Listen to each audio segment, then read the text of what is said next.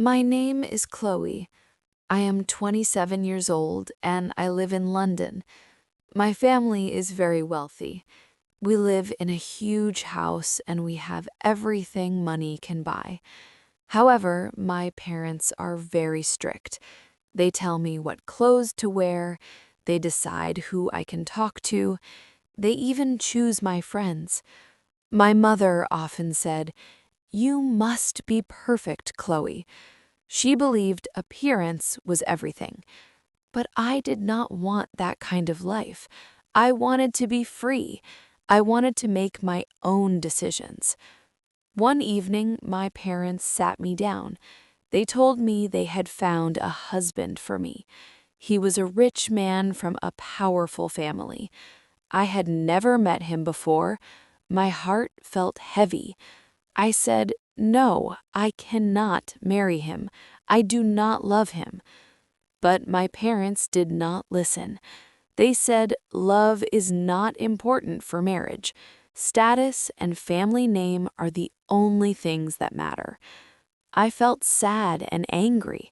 I knew I could not stay in that house anymore. So that night I took some cash and left. I walked for many hours until I saw a nightclub. I had never been to a place like that because my parents would never allow it. But now there were no rules. I decided to go inside. That is where I saw him. His name was Leo. He was tall and handsome. Leo walked toward me and smiled. "You look a little lost," he said. "Maybe I am," I replied. We talked for a long time. It felt like we had known each other for years. He asked about me, but I did not tell him about my rich family. I only told him that my parents were strict. He made me forget my worries. When the club closed, it was very late. Leo asked, "Do you want to come back to my place?" I said yes. We went to his small apartment. We laughed and talked all night. That night, I stayed with him. The next morning, I told Leo the truth about running away. Leo looked at me kindly and said, "You can stay here, Chloe." I smiled. I still did not tell him about my family's wealth. Weeks passed, and I felt safe with Leo. I washed my own clothes by hand and cleaned the dishes. It was a simple life. Leo often told me his biggest dream was to be rich. He wanted luxury cars and big houses. I listened, but I was happy just being free. One morning, Leo said, "Chloe, you should talk to your parents. They must be worried." I shook my head. "No, if I talk to them, they will make me go back."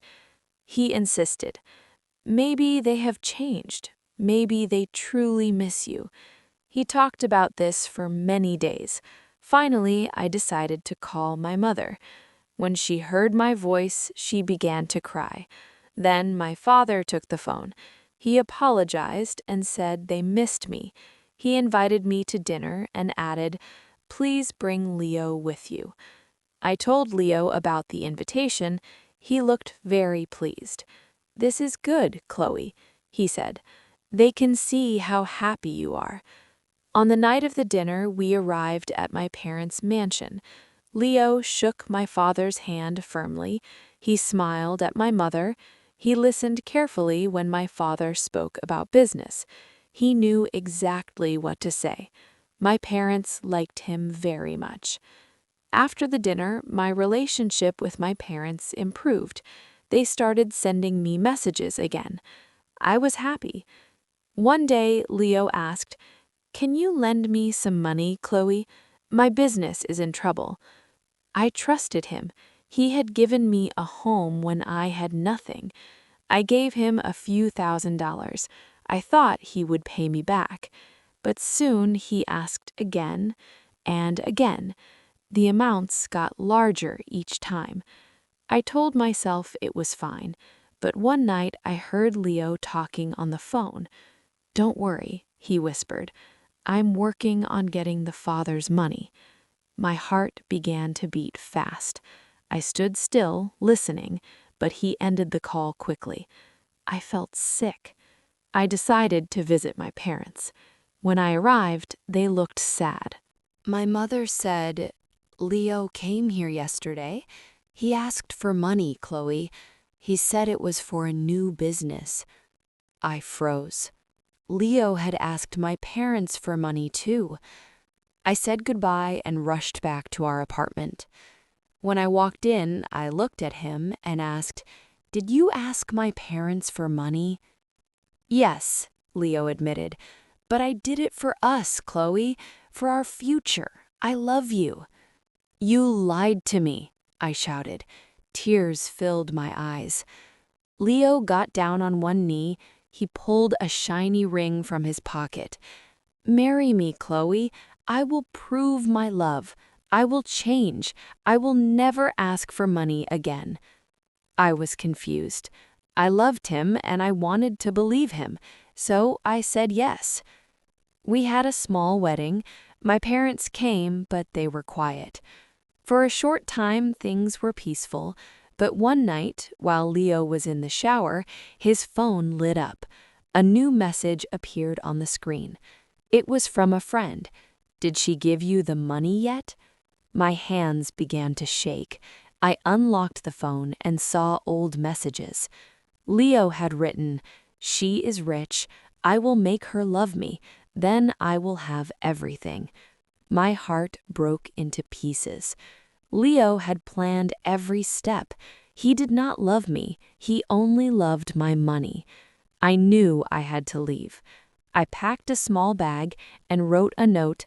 "I loved you, but now I love myself more. Goodbye." I moved to a new city and found a job at a small cafe. It felt good to earn my own money and pay my own bills. Leo called many times, but I never answered. Later, my father told me that Leo had tried to ask for money again, but they refused. After that, he disappeared. I was not surprised.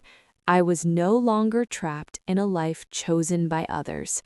I was truly free, building my own life, and it felt wonderful.